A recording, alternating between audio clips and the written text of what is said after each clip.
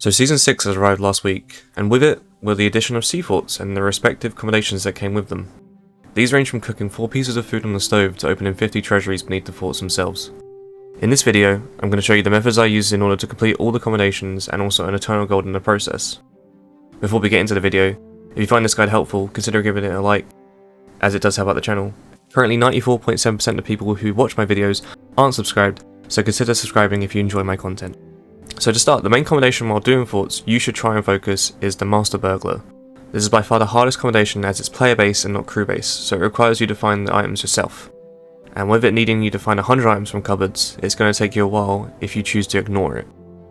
One thing that I did find out, and I'm unsure if it's a bug or not, is that the cupboard within the treasury does not count towards the progress of this accommodation.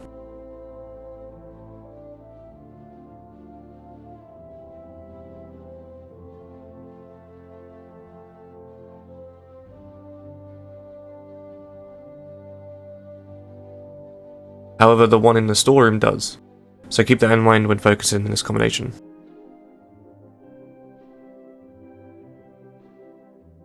The next combination I'd advise you getting is the Scope and the Joints com.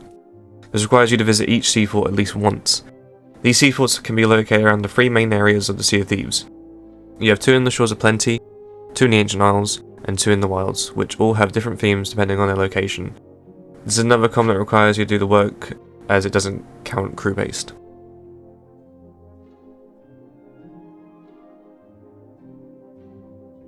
Now this next accommodation is by far the longest, however I found a method that significantly cuts the time required for this and will also make you a ton of gold. This is the Repeat Offender combination, which requires you to open 50 sea fort treasuries. Now sea forts aren't hard to complete, they're quick and easy, and the long parts are sailing between one another. Most people choose to go around the entire map doing one at a time, however there's a much easier way. In the Ancient Isles, Ancient Gold Fortress and Old Brinestone Fortress are 6 squares away from each other, making them the closest forts. Now if you clear Brinestone to start, then head to Ancient Gold. Once you clear Ancient Gold, Brinestone will be active again. You see where I'm going with this.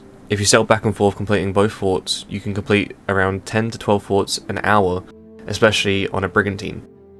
The way to make this method super effective, however, is to leave all your loot within both treasuries, as when the fort powers back up, the doors lock and your loot is safe.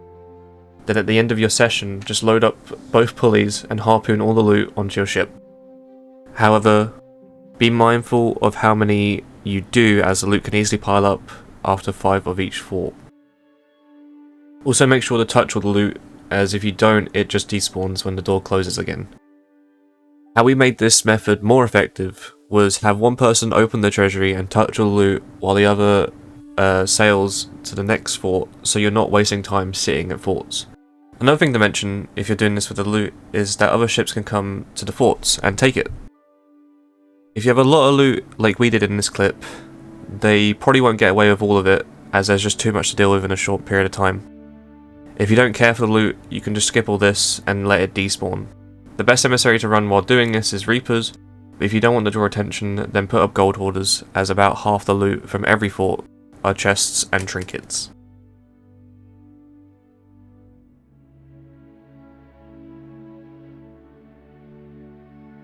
In this clip you can see us unloading around 6 forts worth of loot from one fort, and as you can tell it's a lot.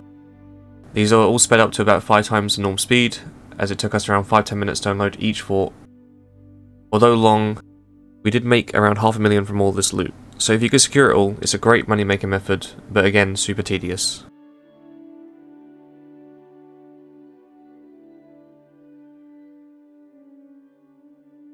Now the rest of the accommodations are somewhat self-explanatory. Spectral Slayer, defeat a Phantom Captain.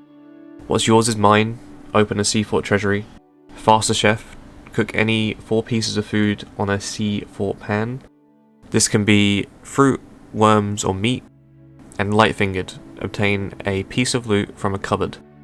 These can all be done on your first fort, and if you have a crewmate you can also get 40 winks, which requires you to sleep in a bunk bed with another pirate.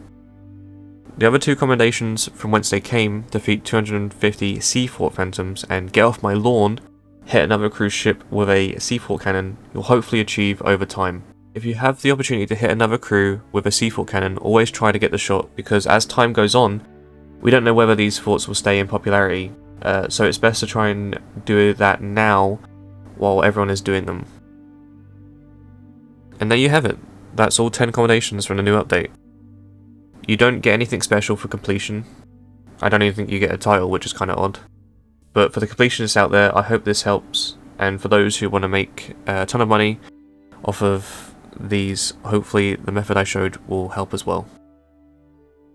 In any case, if you found this guide helpful, consider giving it a like. And if you enjoyed guides like this, then feel free to check out my fastest way to make a renowned video. And with that, I'll catch you in the next one.